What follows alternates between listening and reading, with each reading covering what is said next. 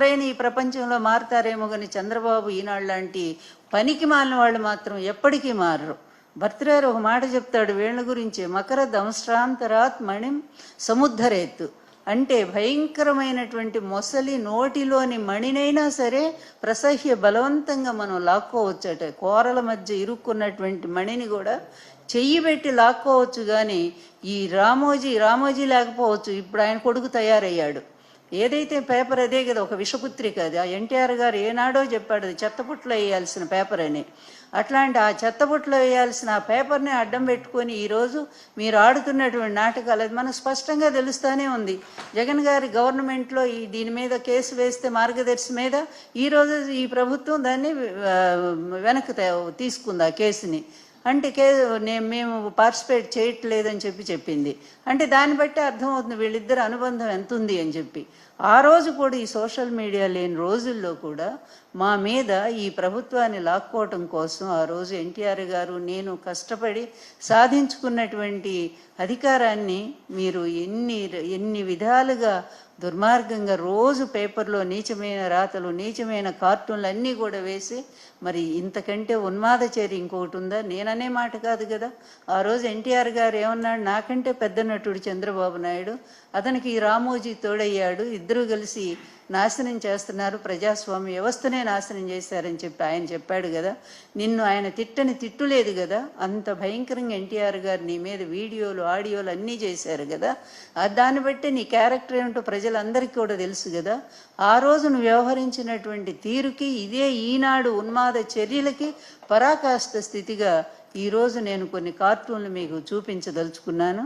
దయచేసి చూడండి. అంత మహానుభావుడు, ఒక వ్యక్తిత్వం ఉన్నటువంటి ఆయన, మరి ఒంటి చేత్తోనే 9 నెలలు అధికారం సాధించుకున్నటువంటి ఎన్టీఆర్ గారు దేశం మొత్తంలో ఉండే అన్ని పార్టీలు, కాంగ్రెస్ ఎగనిస్ట్ పార్టీలన్నింటినీ ఒక వేదిక మీద తీసుకొచ్చి నేషనల్ ఫ్రంట్ స్థాపించి మరి విపి సింగ్ను కూడా అధికారంలో ప్రధానమంత్రి తీసుకురాగలిగినటువంటి గొప్ప నేత ఎన్టీఆర్ గారిని ఎంత హీనంగా, ఎంత వ్యక్తిత్వం లేనివాడిగా, వంటింట్లో వంట చేసుకునేవాడుగా, భార్య విధేయుడుగా, మీ నీచపు రాతలు, మీ వికృతమైనటువంటి మీ కార్టూన్స్ ఇవన్నీ కూడా చూస్తే మీరు ఎంత దగుల్బాజీలో, ఎంత ఉన్మాదానికి పరాకాష్ఠ స్థితిలో మీరు ఉన్నారో ఒక్కసారి మీరు ఇవి చూడమని చెప్పి దయచేసి చూపిస్తాను నేను.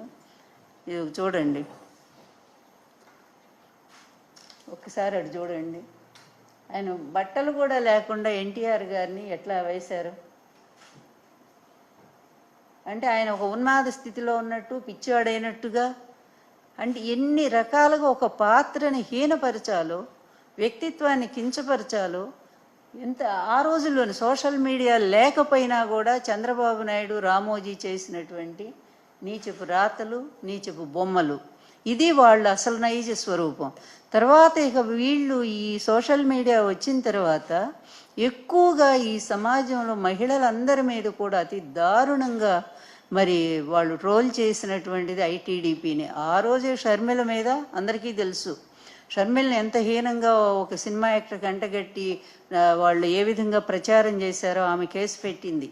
తర్వాత అది ఎక్కడ జరిగింది? బాలకృష్ణ ఇంట్లో నుంచే చేశారు అది స్వయంగా కూడా. వీళ్ళ మహిళలు అనేసరికేమో ఎక్కడ లేని రోషాలు, ఎక్కడ లేనిది మా మహిళల మీద.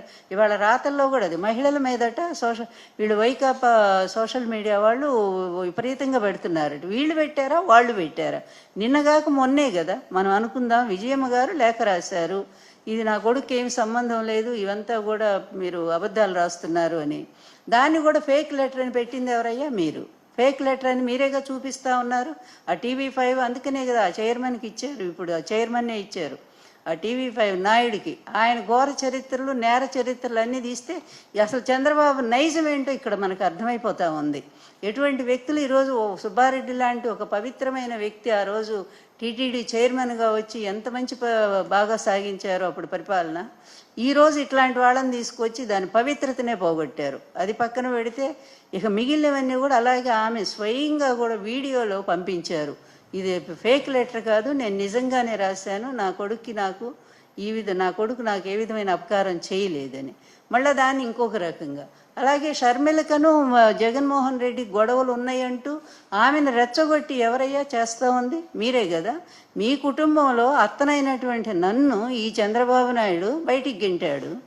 ఆ రోజు 100 నా మీద మరి ఆరోపణలు చేసి ఈమె వల్లే మాకు పార్టీ దెబ్బతింది, ఈమె వల్ల అధికారం పోయింది, మేము అందుకనే లాక్కున్నాము అంటూ నా మీద నిందలేసి ఆఖరికి నన్ను ఇంట్లో నుంచి అర్ధరాత్రి ఇంట్లో నుంచి ఎళ్ళగొట్టావే. నీకంటే కూడా పెద్ద శాడిస్ట్ ఎవరయ్యా చంద్రబాబు?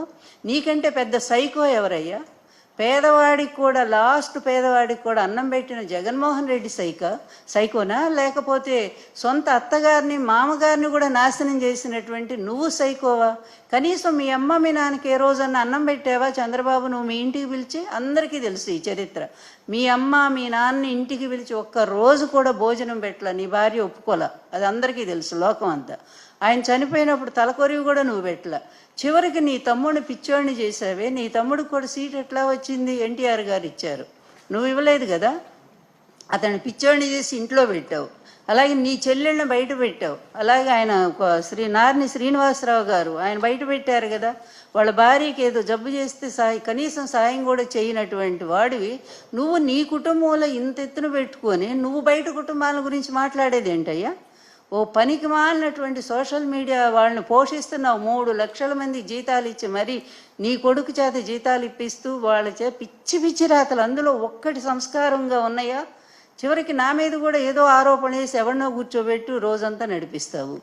ఏమిటి అసలు ఈ పిచ్చికి పరాకాష్ఠిస్తే మీద? ఈరోజు మీరు చేస్తున్నటువంటి ఏదో పనులు ప్రశ్నించినందుకు మాత్రం వీళ్ళు నేరస్తులయ్యారా?